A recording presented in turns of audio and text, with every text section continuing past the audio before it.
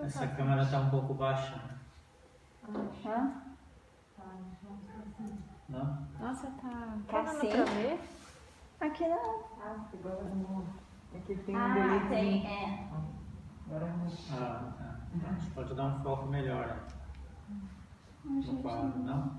A gente conta com o pessoal pegando a imagem do grupo, porque não consigo. Deixa eu ver se é um dedo sujo.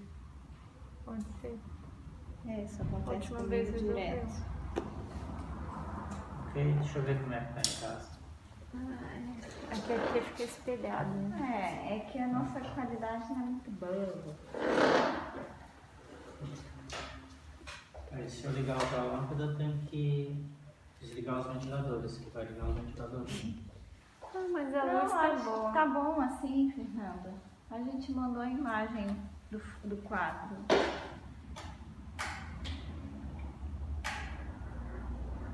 Pode perguntar se todo mundo tem acesso à imagem. Para desligar os ventiladores é só subir na cadeira e desligar ali em A cima. Fernanda talvez nem precise. Eu acho que não fez diferença. Ficou melhor, né? Eu tô sentindo mais iluminado. Ah, isso é o importante, você Eu ia usar a minha aura, mas se é melhor poupar. estrangeiros. Não é o momento ainda. Ok? Vamos começar então. Nós estamos no dia 1º de abril e essa é a parte 2 da nossa gravação de hoje. Hoje vai ter 2 partes só, nós não vamos ter a terceira parte hoje. Né? Então, nós vamos ver o capítulo 33, que o André Luiz chamou de Curiosas Observações. Né? E vamos ver o capítulo 34, que descreve a chegada da caravana.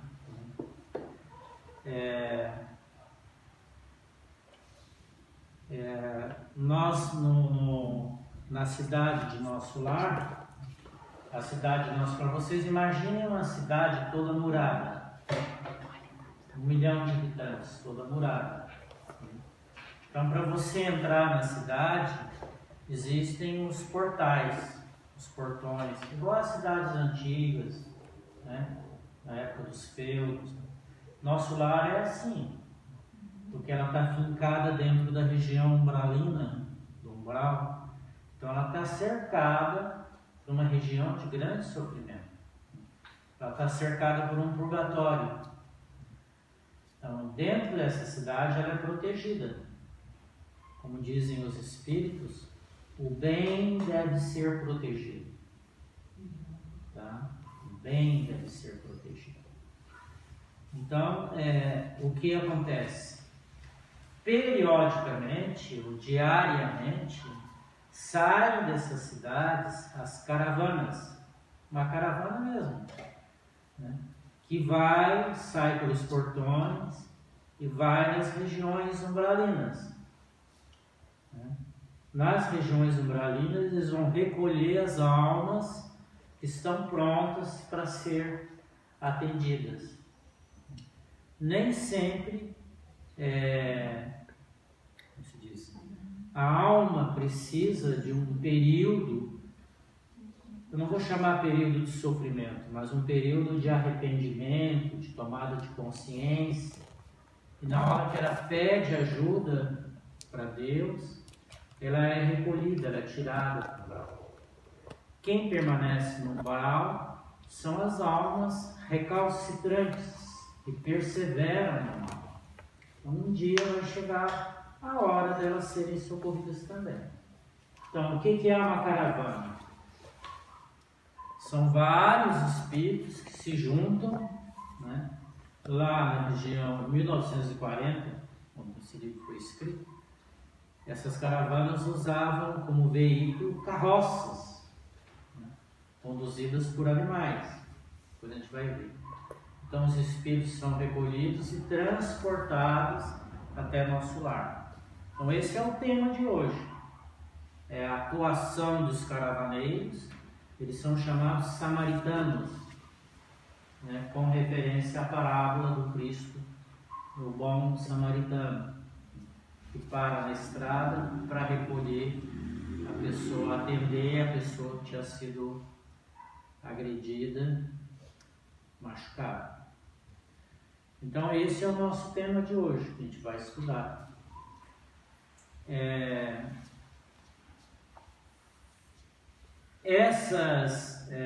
Se nós imaginarmos que a cidade de nosso lar é esse quadro, as regiões, as enfermarias que recebem os caravaneiros e as almas que estão vindo de fora, ficam na periferia da cidade, de maneira que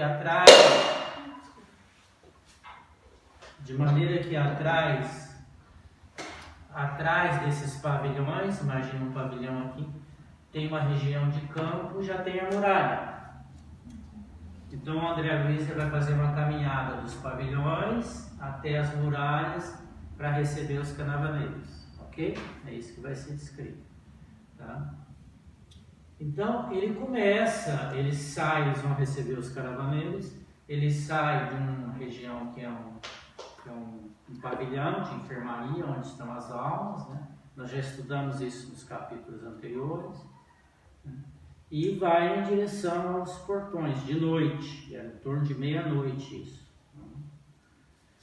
Bom, então ele começa a descrever o ar puro do parque. Ele estava dentro de uma enfermaria. Imagina que vocês estão dentro do hospital, trabalhando o dia inteiro dentro do hospital. Aí você sai do hospital e vai no campo lá fora, por exemplo, no hospital de caridade, tem aquela floresta ali em volta. Você vai e senta lá na floresta. Então, se você estiver prestando atenção, você vai perceber a diferença do ar daquela região onde você está, no parque, e de dentro da enfermaria. Isso para nós é perceptível, para as pessoas que estão atentas e sensíveis a isso, né? Lá no plano espiritual, isso é muito mais intenso, muito mais perceptível, porque as vibrações das mentes em sofrimento perturbam e contaminam o ar, né?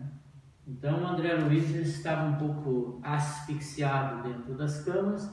Quando ele saiu, ele começa a sentir essa diferença do ar. E ele fala disso, ele comenta isso, né? Isso já remete para nós com um ensinamento, né? E você muitas vezes, por exemplo, você está em casa num momento de discussão, num momento assim meio conturbado, e é comum as pessoas dizerem: eu vou sair e vou tomar um ar fresco.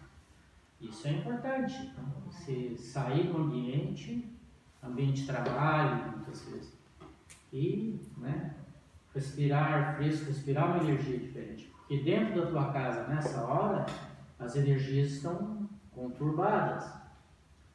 Quem está doente, né, é sempre bom sair do quarto onde você está, se você puder se locomover, e respirar fresco lá fora, né? Então isso já virou lei, por exemplo, nos presídios, né? Todo presídio tem 1 hora, se não me engano, 1h30, que os presos têm direito de sair das suas celas, dos seus pavilhões, e quem já foi em penitenciária sabe como é que é o ar lá dentro, né? E ir para o sol, tomar sol, não só por motivo de saúde, mas para renovar as suas energias. Então é isso que é comentado aqui, e isso é importante para nós. Durante essa caminhada, o André Luiz começa a pensar na família. Vocês vão ver que agora vai aparecer em vários momentos do livro recordações do André Luiz, da família, saudades da família, né? Ele começa a lembrar da família, né? E começa a ficar preocupado: como é que está a minha mulher, né? Ele diz: envolvida na sombra da viuvez. Ele está pensando que a mulher dele está envolvida na sombra da viuvez. A gente sempre pensa que a gente vai embora e vai fazer muita falta, né? Isso não é verdade. É verdade para a gente, né? Muitas vezes para a pessoa, às vezes até um alívio, né? A gente sair que a gente às vezes é um peso e não sabe. Pensando nos filhos, né? E ele ficou preocupado porque ele já estava lá um certo tempo não fazia um ano ainda, mas ele não tinha notícia de casa. E ninguém se prestou a dar notícia de casa para ele. A própria mãe, quando ele começou a perguntar, a mãe dizia: fica tranquilo, que eu estou indo lá quase todo dia ver seus netos, eles estão bem, sua família está bem. Mas não deu detalhe para ele. E é óbvio, a gente quer detalhe, né? Hoje a gente tem o WhatsApp, você aperta o botãozinho lá e aparece a pessoa lá no Canadá, você conversa com ela: ah, esse aqui é meu apartamento, olha, esse aqui é minha casa, olha. Entende? O morto, ele quer ver isso também, principalmente aqueles que têm apego, né, à vida. E todos nós temos um grau de apego. Então ele começou a pensar nisso tudo e aqui ficou um vazio. Ficou um vazio porque ele não tem resposta para isso. Ele só ficou na saudade, sentindo a saudade. Porque a noite estava enluarada, as árvores frondosas, né? Aí ele sente saudade dos entes queridos. Quando ele começa a falar da natureza, isso é importante para nós, porque aqui entra o conceito de yoga que a gente quer trazer hoje. O que é a natureza? Muitas vezes você olha para as montanhas, olha para as matas, olha para os animais, e você olha aquilo sem uma conexão espiritual com essa verdade no céu. Olha para o mar, né? Enfim, você tem algumas vezes esses momentos te remetem a alguma espiritualidade, lembrar de Deus, que Deus criou tudo.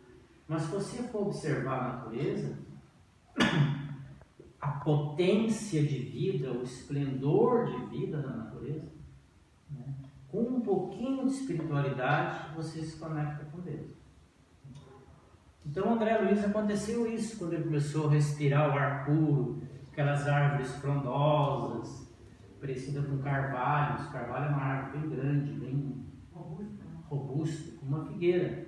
Então, você olha para aquela árvore, é inevitável você pensar que Deus está fazendo tudo aquilo. Deus está fazendo. Cristo disse: meu Pai cria a todo momento.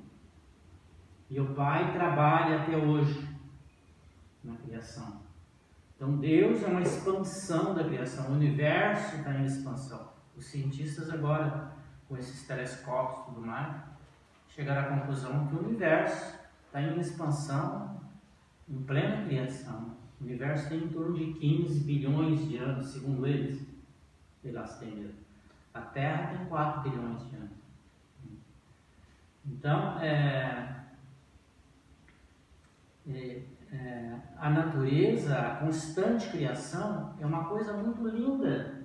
E eu percebo assim, muitas vezes as pessoas vêm conversar comigo, eu percebo o grau de espiritualidade das pessoas quando elas comentam que a natureza as remete, né, às sensações de espiritualidade, de conexão com o divino. Então o caminho mais fácil de você sentir Deus é você olhar tudo que te envolve. E no yoga, né, a natureza, ele tem uma palavra chamada Maya que eu vou explicar, mas a natureza é a roupa de Deus. Ou seja, eu vim perguntar para você: Luiz, você já viu Deus? Eu não vi, mas sei que roupa que ele usa. Então, a natureza é a roupa de Deus. As estrelas no céu, tudo isso aí, quando você olha para isso, é vestimenta de Deus. Então, essa história de que Deus não se mostra para a gente é uma grande bobagem. Deus se mostra para você no teu nariz o tempo todo. Você que não reconhece Ele. E pior do que isso, você acha que aquilo é teu, que você tem direito de possuir. Aí começa o desejo de você ter: puxa, que montanha linda, eu queria ter um pedaço de terra lá em cima e fazer uma casinha lá em cima.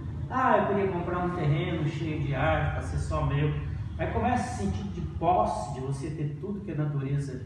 Quero uma casa de praia, quero essa praia só para mim. Estou colocando esses absurdos para mostrar como a gente transforma a roupa de Deus em desejo de posse, de ter, né, o meu jardim, a minha casa, a minha rua, o meu bairro, a minha cidade, né? Os surfistas dizem, aqui é a minha praia, quem chega de fora tem que respeitar os locais, entre aspas, né? Então tu tem um sentido de posse da natureza que é um absurdo, porque é roupa de Deus, não tem nada que se envolver com isso, né? A destruição da natureza, né? Enfim, dá para a gente entender como a natureza para nós tem muitas vezes conotações totalmente falsas, não verdadeiras, né? Então, se a natureza é a roupa de Deus, e nós vamos ver isso aqui mais adiante com mais ainda intensidade, no yoga tem uma palavra para designar esse estado mental perturbado da nossa percepção da natureza, que chama-se Maya. Maya é uma palavra que é traduzida muitas vezes como ilusão, mas essa não é o verdadeiro significado dessa palavra. Explica um pouquinho o que é. Você está numa ilusão de que você pode e tem o direito de possuir algo da natureza. Isso é uma ilusão, né? E criar um sentido de posse sobre aquilo. O dia que você perder, você sofre. Não só com relação à natureza, com relação aos seus entes queridos. Meu pai, minha mãe, meus irmãos, minha família, meu time de futebol, meu partido político, minha cidade, aí vem os meus, né? Então, Maya não significa ilusão. O Ma significa medir e o Iá, aquilo. Então, Maya significa medindo aquilo que você vê. Ou você olha para alguma coisa e julga aquilo, mede. Quando você faz julgamento, você está medindo, certo? Fulano é muito legal, você mediu ele. Pergunta para a mulher dele, para o marido dela. Não é tão legal assim não. Então, com os conceitos de medição são ilusórios. É isso que tem que ser Maya. Vale para tudo. Então, quando você mede alguma coisa, você deturpa aquilo. Você põe um significado que é teu, né? Daí surge um conceito errado, que se chama ignorar a verdade. No yoga chama-se avidya. Vidya é conhecimento. Avidya é a negação do conhecimento, ou seja, a ignorância. Então você desconhece o que é realmente a natureza. Você não sabe se relacionar com aquilo que se cerca. Isso é avidya, ignorar a verdade. A verdade aqui é a verdade espiritual, né? Esse é um dos 5 motivos, depois nós vamos ver os outros 4, que gera sofrimento, porque isso aqui gera posse, apego. Então você desconhecer a verdade, nós vamos ver logo agora aqui, é um grande motivo, é o maior motivo de sofrimento. Quando eu falo verdade, é a verdade espiritual da coisa. Nós vamos ver quando a gente falar da velhinha aqui antes, que a velhinha do capítulo seguinte está totalmente distante da verdade. Para entender isso aqui na tua vida, eu vou dizer o que isso faz na tua vida. Para você compreender o que ignorar a verdade faz na tua vida. Então você cria um conceito de vida que a tua vida tem que ser um jardim. Tudo organizadinho, os desenhos bonitinhos. Aqui é flor amarela, aqui é flor verde, aqui fala marrom, aqui é samambaia, aqui é não sei o que, outra aqui, outra aqui, outra aqui. E aqui passa um riacho bem pequenininho, né?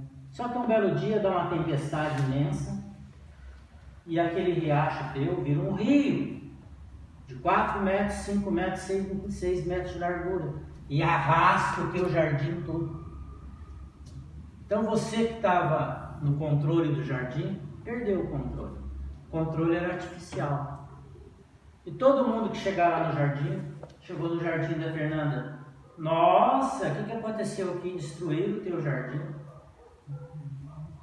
Isso acontece na tua vida. Então você está bela e formosa e um belo dia acontece uma perda, acontece uma doença grave, aí você murcha, aí chega alguém para você e fala, nossa, o que aconteceu contigo? Você está caída, emagreceu, está triste, está deprimida. Então foi uma tempestade que passou na tua vida. E você que pensar que estava controlando a tua vida, não está nada. Porque você montou um quadradinho bonitinho, na hora que destruir um pedaço dele, altera tudo. Agora suponhamos que a tua vida seja uma floresta. Em quem controla a floresta? Quem coloca a ordem na floresta? O Senhor, é a natureza. Então você olha para o morro e fala assim, eu queria fazer um jardim aqui no morro, você vai estragar tudo? Principalmente porque depois de um mês a natureza engoliu o jardim. A não ser que você vá lá cuidar todo dia. Então a vida nossa é uma floresta, onde a ordem é autossustentável, porque Deus está no controle. Quem sustenta a ordem na floresta, vai nascer isso, vai morrer aquilo, vai ser criado isso, é o Senhor. A nossa vida é assim, a gente não tem controle de nada. Então, não tem controle. A ordem é a autossustentação. Deus controla. Aí dá uma tempestade na sua floresta. Esse mesmo rio que passava no teu jardim aqui, passa na floresta agora. Faz um estrago, derruba a árvore, arranca pedaços de terra, faz erosão, tudo. Você olha na floresta, você vê isso? Não vê.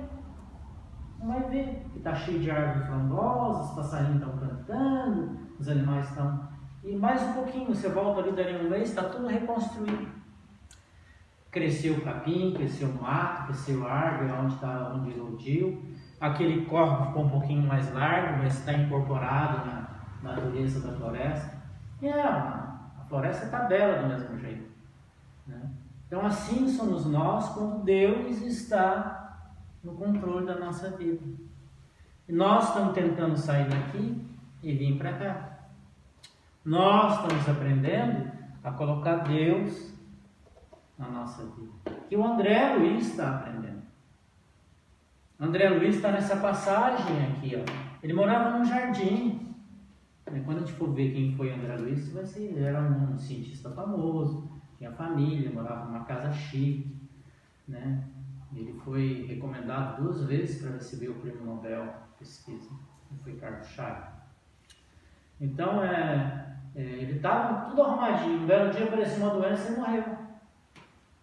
Então, acabou tudo isso aqui. Ele levou um choque quando ele viu que não tinha controle de nada. Essa é a história de André Luiz. Sai de um jardim formoso, no eu controlo, para um lugar que ele não tem controle nenhum, que ele descobre que é Deus que controla.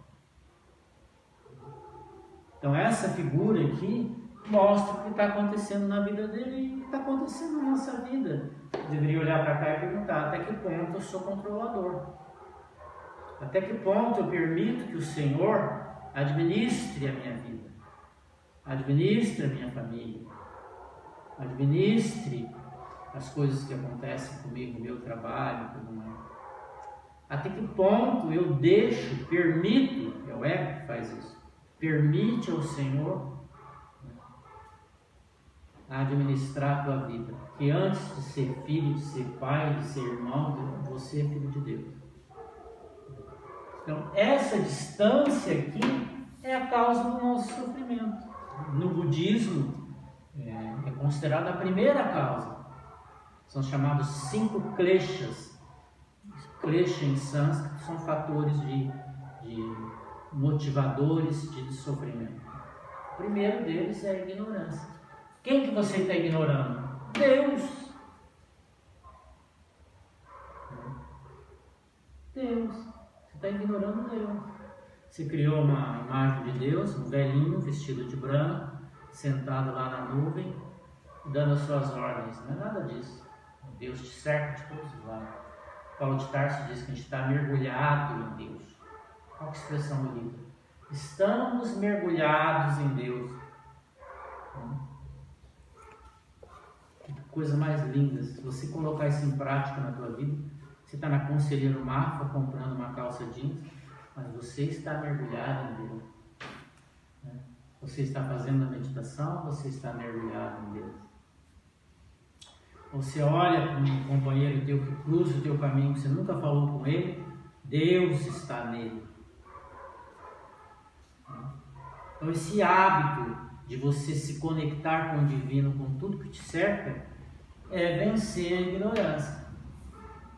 Não é estudar. Ignorar aqui não é no sentido de estudar. Eu vou pegar 50 livros espíritas, vou ler um por dia, mais 10 de yoga que eu vou ler depois. Isso não significa nada. O conhecimento é só um farol que acende. Na hora que você percorre a estrada é que você adquire o verdadeiro conhecimento. Então, isso é a causa de sofrimento, que é aonde André Luiz começa a se conectar com o divino. Vocês vão ver que durante os vários capítulos, várias vezes André Luiz vai falar: eu orava, hoje eu me conectava com o Senhor.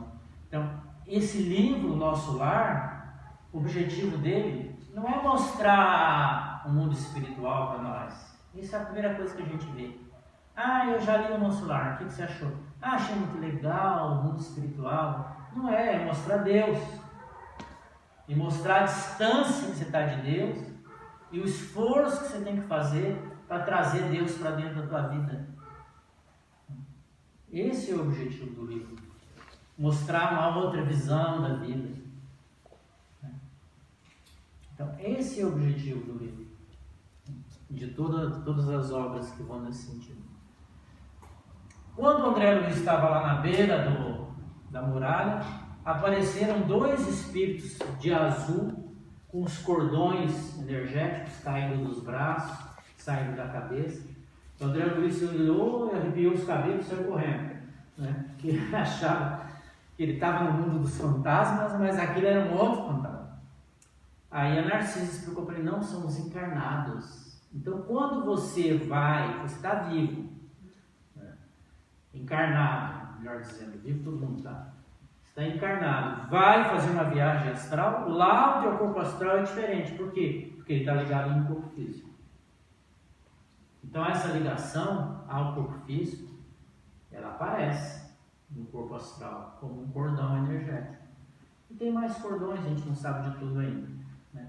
Então aí ele ficou mais sereno, e ela explicou para ele: olha, para um vivo vir aqui aonde nós estamos, transbordando energia azul, porque são almas poderosas. Nós sempre estamos transbordando. Eu já expliquei isso para vocês. Você sempre está transbordando. Você está transbordando o que tem no teu íntimo. Você está com medo do Covid? Tua aura está cinza. Você está enfrentando o Covid com coragem, com respeito, está participando da comunidade, está orando para quem precisa. A tua aura não está mais cinza, está com a cor da tua atividade. Então você sempre está transbordando. Muda de uma hora para outra, a aura muda em 1 segundo. Então, é isso que as pessoas dizem: eu vou ver minha aura, vou lá no cara que minha aura, para me dizer. Ele vai olhar, é como pegasse uma fotografia tua. A fotografia tua é daquele momento. Então a tua aura está azul aqui, tem uma mancha vermelha aqui, tem uma mancha verde aqui, tem uma perda de energia que está escorrendo para a terra aqui. Então ele vai te dizer isso. Você volta no outro dia, pode estar completamente diferente. Aí você volta lá no outro dia e fala: essa perda de energia não tem mais. Aí você vai descobrir depois que a perda de energia era uma preocupação tua, porque o teu filho estava doente. Teu filho envelheceu bem, isso não... acabou a preocupação. Mudou a tua aura, né? Você está lá, bonitinha e tal, saiu da meditação, aqui, chega lá no olhador de aura, tua aura está linda. Nossa, você é uma pessoa muito especial, você é uma pessoa nada. Aí você sai dali, salto alto, olhando todo mundo assim em cima, né? Aí você chega em casa e encontra teu marido no WhatsApp, tua mulher no WhatsApp, conversando com o namorado. Às vezes acontece isso. Aí, dá uma crise de ciúme. Não é minha namorada, minha colega de trabalho, mas a tua aura mudou. Você volta lá no cara, a tua aura vai estar escura, apagada, por causa do ciúme. Na mesma hora, a aura muda. Não sei porque que eu falei isso, mas tudo bem, tá aí. Então a aparência dos encarnados no astral é a aparência que você está transbordando, né? Quando chegaram as caravanas, aqui vem uma coisa interessante. Chegaram as caravanas, o André Luiz levou um susto. Ele nunca tinha visto uma caravana. E como é que ele foi recolhido do umbral? Vocês lembram? Apareceram umas pessoas, apareceu para ele o Clarence com um bastão, por isso que eu uso esse bastão. Apareceu o Clarence com um bastão, mandou colocar ele numa maca de pano e ó, vamos embora, que estamos na hora. Foi isso que ele lembrou. Ele foi recolhido no umbral também por uma caravana, mas ele não lembrava, ele não viu nada, porque estava todo esgarrapado, todo machucado, todo ferido, todo abalado. Então, quando chegou a caravana, o que ele viu? Carroça, conduzida por moares, cães latindo e uma ave chamada ibis. Vocês já viram na internet como é que é o ibis? Já viu? Parece uma galinha com o bico comprido assim. É tipo um tapicuru desse, só que bem grande. Bem grande, desse tamanho aqui. Um bicão curvo assim. É o ibis. É uma ave que é um corvo no plano astral. Só que ao invés de devorar carcaças, ele devora energias que as pessoas esperem, miasmas que as pessoas esperem. Então ele devora essas formas de pensamento que são muito fortes e muito feias no umbral. Então, se você entrar lá no Google e colocar ibis, vai aparecer o formato como é que é essa árvore, né? Como é que é essa ave. Então, o papel dela é de limpeza. Então, ela vai junto com as caravanas.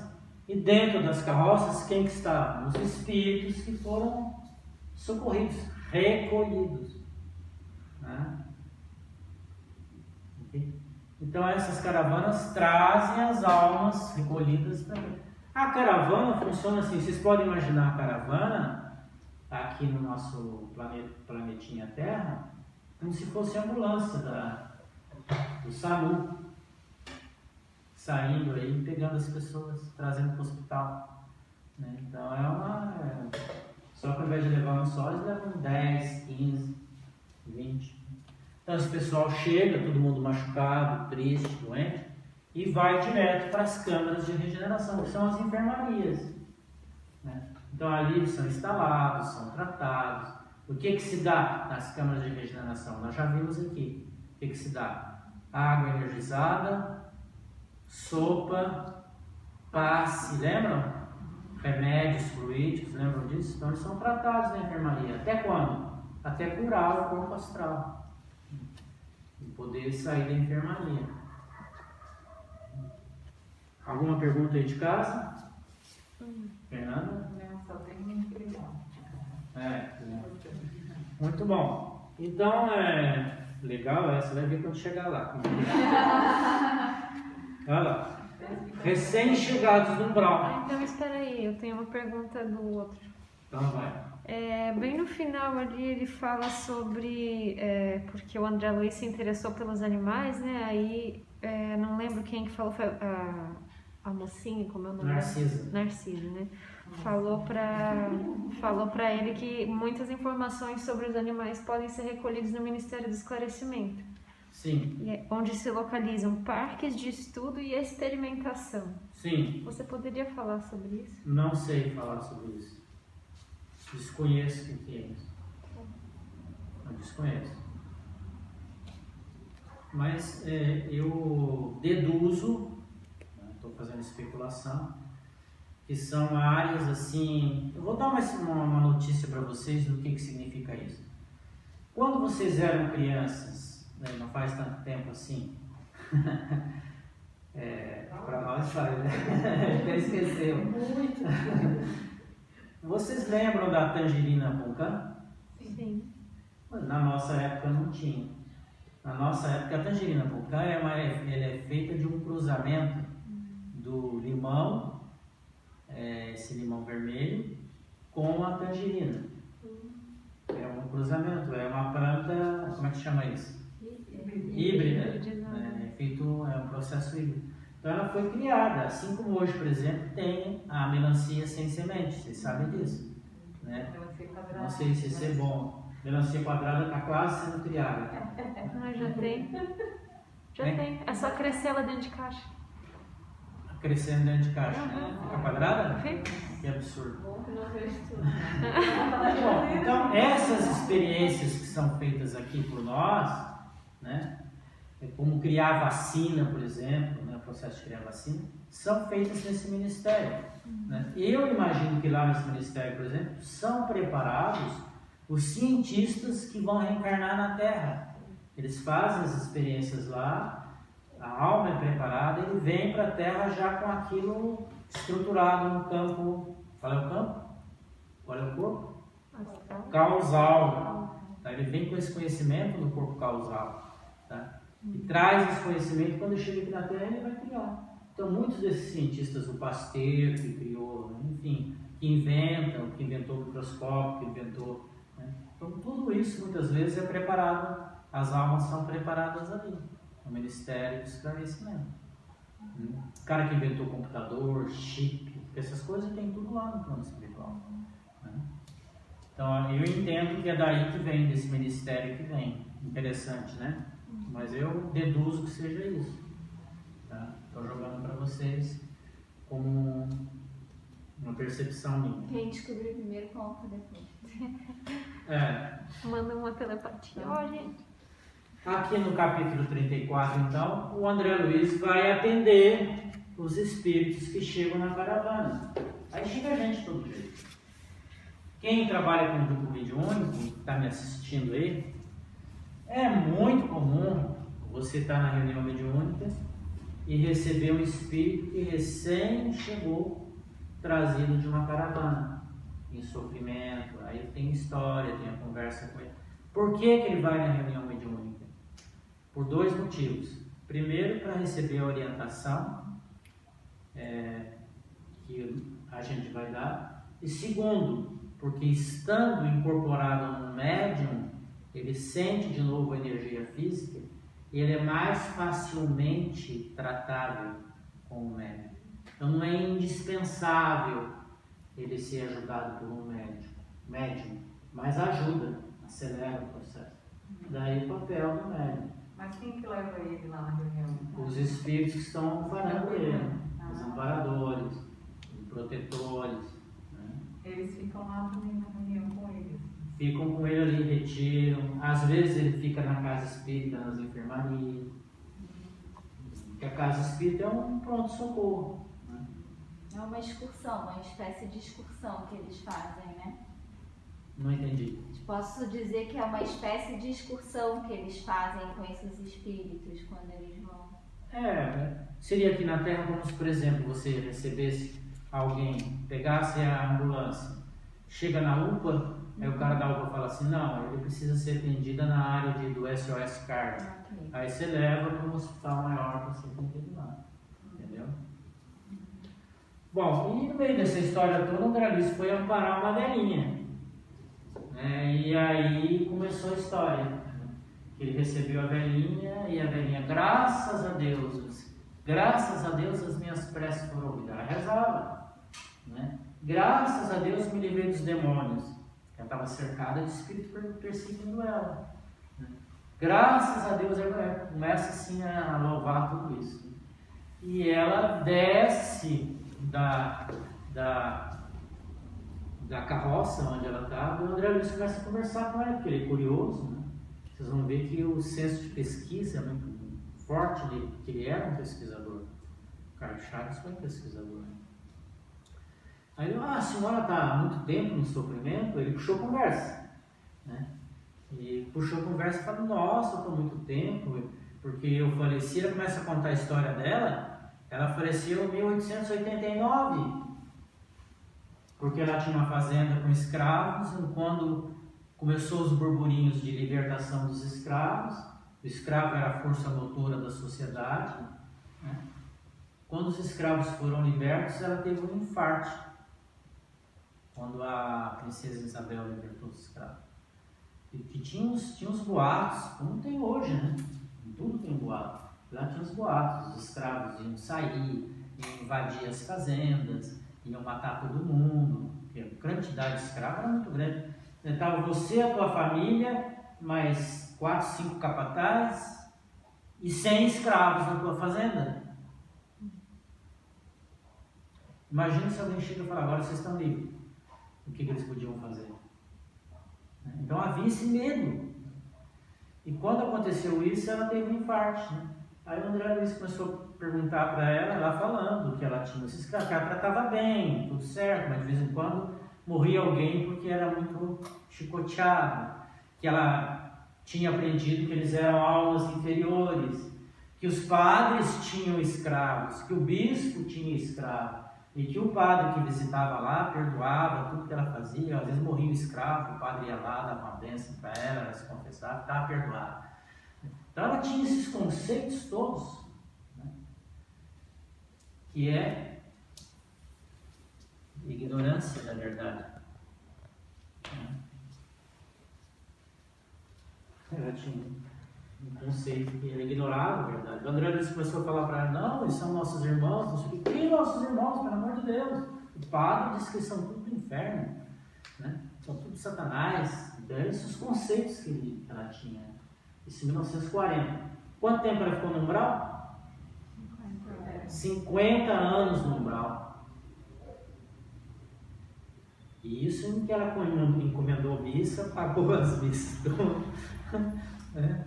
Deixou pagas as missas para ela. Olha os conceitos que ele tinha de comprar um pedacinho do pedaço do céu. Até o céu você pode comprar, né? Conceito que se tinha, e ainda hoje se tem isso, né? Tudo bem você pedir para orar por um parente, por um ente querido, isso não está errado. Não está errado. Você pedir, encomendar uma cerimônia para alguém querido teu, isso não está errado. Não estou criticando isso. Estou comentando que ela falou, que ela colocou missas para ela mesma para comprar um pedaço no céu para ela. Bom, aí o André Luiz se envolveu nessa história e começou a doutrinar. E quando a gente chama doutrinar, é aquilo que a gente faz, é dar conselho. A gente acha que é dono da verdade, né? Que a gente também está ignorando muita parte da verdade. Isso dá conselho para ela. Não é isso, os escravos são nossos irmãos. Que é isso, pelo amor de Deus.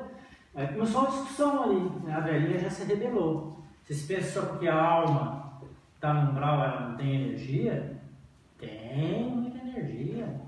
Aí começou uma discussão. Quando ia começar a discussão, a Narcisa chegou e falou, opa, calma aí, André. Pode parar. Pode parar aí. Aí falou, e lembrou a ele que não cabia aquilo naquele momento. Porque a pessoa estava em um momento de insanidade, você tem que atender a pessoa. Se você discute com alguém que está insano, isso aqui eu coloquei aqui porque é importantíssimo na gente. Se você discute com alguém que está insano, você está insano. É aquela questão de entrar na energia do outro, né? Falou Exatamente. Não sei. Entrar na energia do outro e deixar se perturbar por ela. Então, você tá lidando com alguém que está fora do equilíbrio. Se você estiver legal, você percebe isso. Ache uma forma de não entrar em discussão.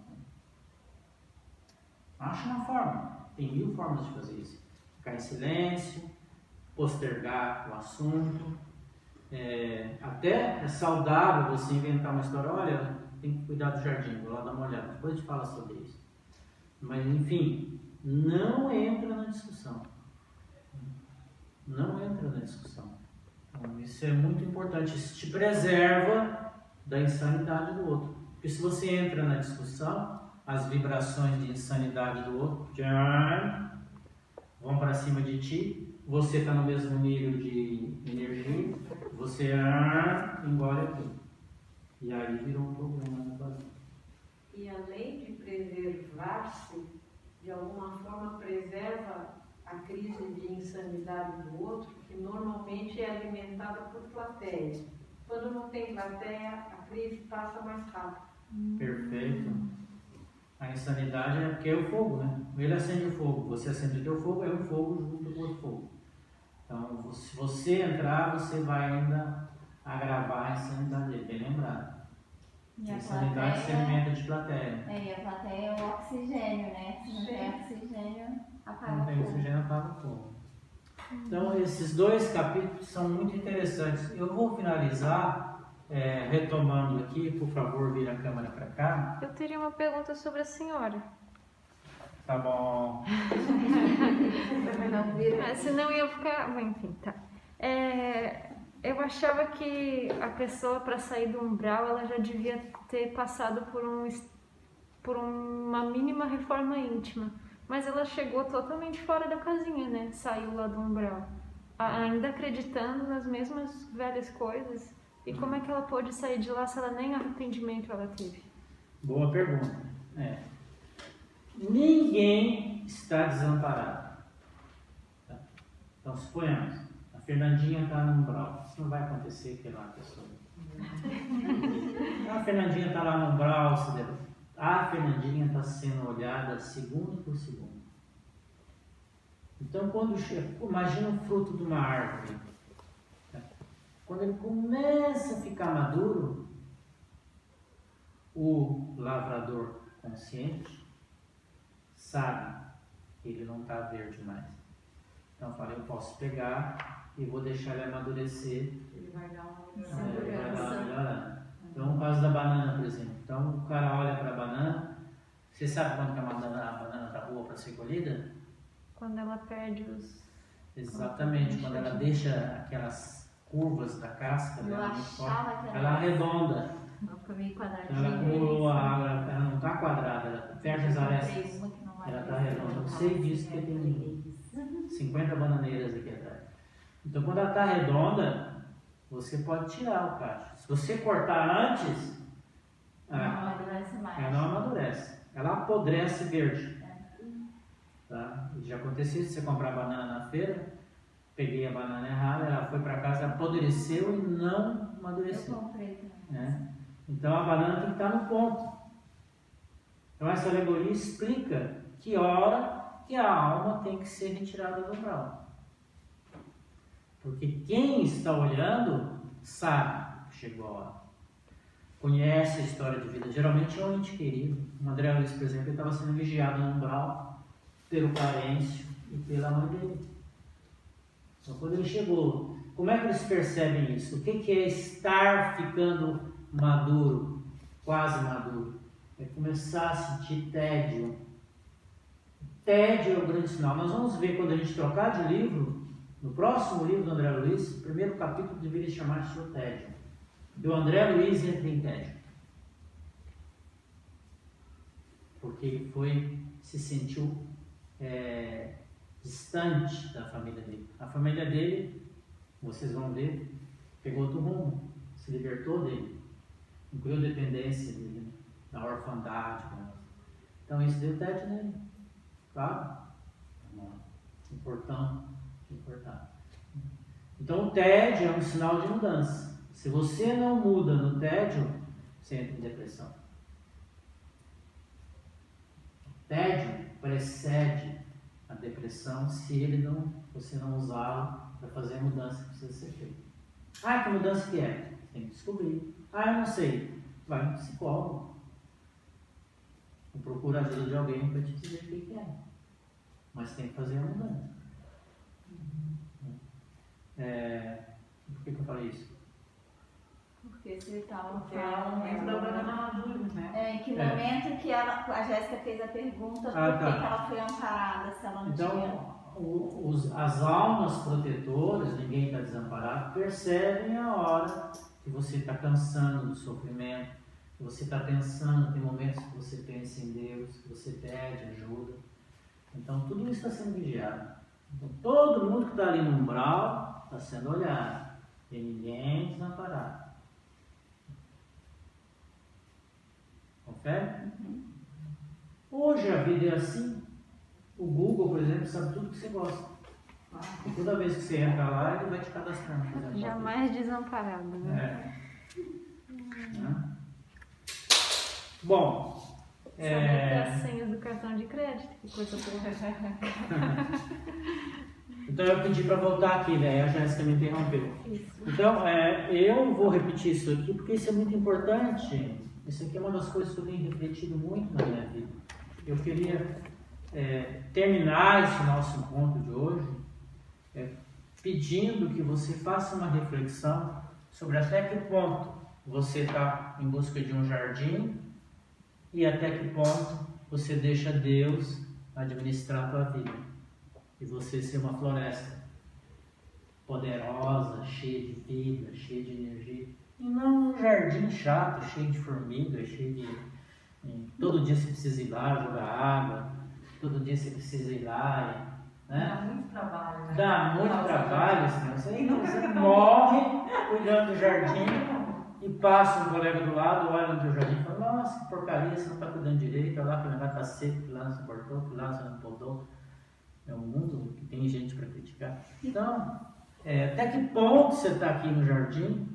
Até que ponto você está com medo? Sabe qual é o nome desse rio aqui? Dessa tempestade? Covid.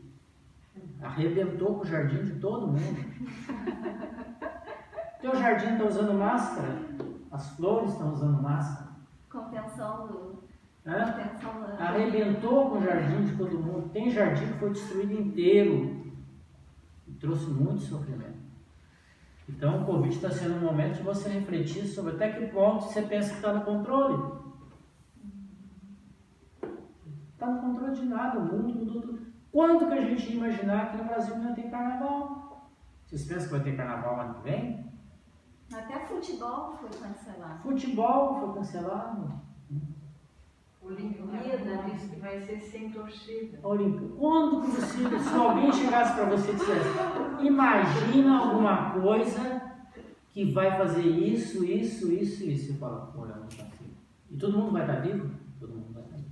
Não vai morrer assim a humanidade inteira, metade da humanidade? Não. Vai continuar tendo avião? Vai.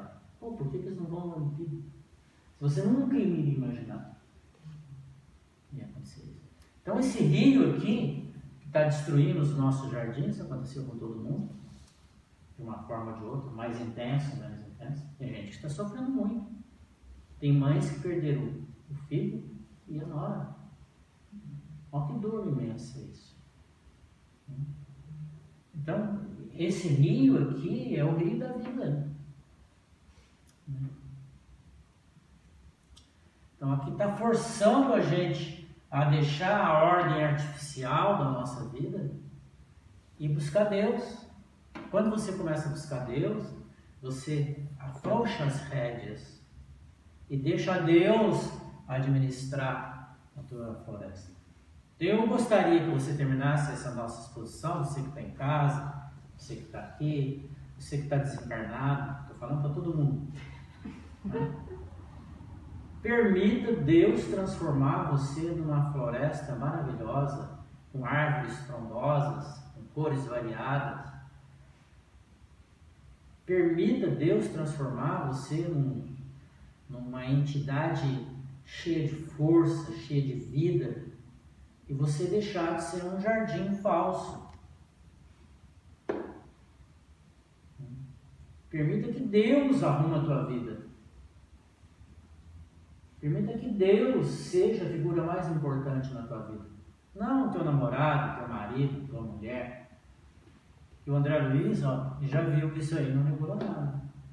No capítulo 50, o André Luiz chega em casa e encontra a mulher dele, casada com outro homem. Ai, excelente spoiler. Eu já estou antecipando, porque acho que todos vocês já foram lá. Na verdade eu não fui, mas eu aceito isso. Você não foi? Desculpa aí. É que a Fê, ela ainda está controlando os capítulos. Entendeu? Na regra é 2 capítulos, eu vou ler. Tá certo, Fê. Tudo bem, eu respeito. Legal. E eu já, todo livro, começo a ler pelo último capítulo. Atualmente eu sou assim também, eu gosto. Todo livro eu abro na última página. Nossa, eu não leio nem a contracapa para não ter spoiler. Vamos lá. Então, eu quero terminar pedindo a vocês para fazer essa reflexão. Porque todos nós estamos fazendo essa mudança do jardim para a floresta, né? Você vai encontrar essa alegoria, isso aqui não é invenção minha não. Você vai encontrar essa alegoria, eu vou escrever aqui. Quem está em casa vai copiar. Quem não tiver, vai ver depois no livro Rumo à Nova Consciência. E vale a pena ser lido. É um livraço. Não é um livro para ler, é um livro para você estudar a vida inteira. Esse livro aqui é do autor de O Poder do Agora, né? E o nome dele é Eckhart Tolle, tem um C.